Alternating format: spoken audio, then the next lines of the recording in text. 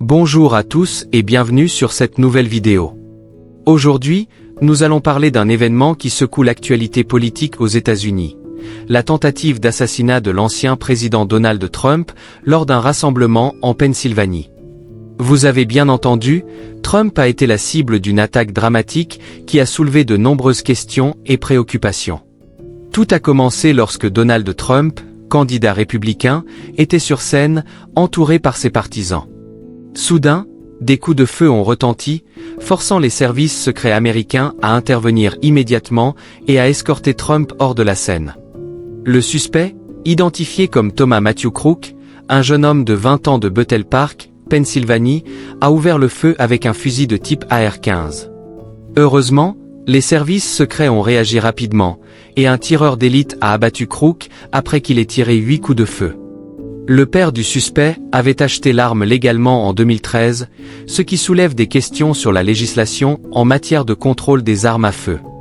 De plus, des objets suspectés d'être des explosifs ont été trouvés dans la voiture de Crook, bien que la confirmation de leur nature soit encore attendue.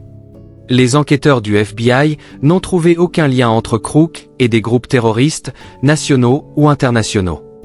Le Pentagone a également confirmé qu'il n'avait aucune affiliation militaire. Cependant, les enquêteurs examinent de près ses activités en ligne pour tenter de comprendre ce qui a pu le motiver à commettre un tel acte.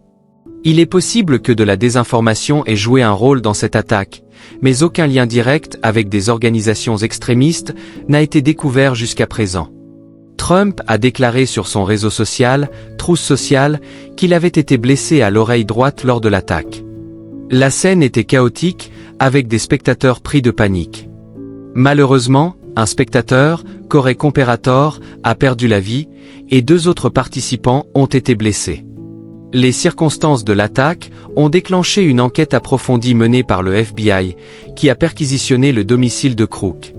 Le toit d'où il a tiré avait été inspecté avant l'événement, mais il était vide à ce moment-là.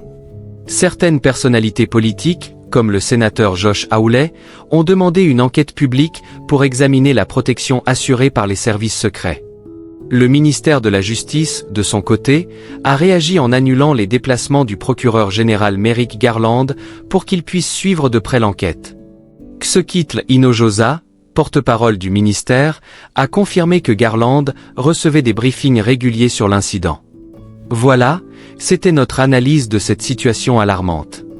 N'hésitez pas à laisser vos commentaires et à partager vos pensées sur ce qui pourrait être fait pour améliorer la sécurité lors de tels événements. Merci de votre attention et à très bientôt pour une nouvelle vidéo. Restez informés et prenez soin de vous.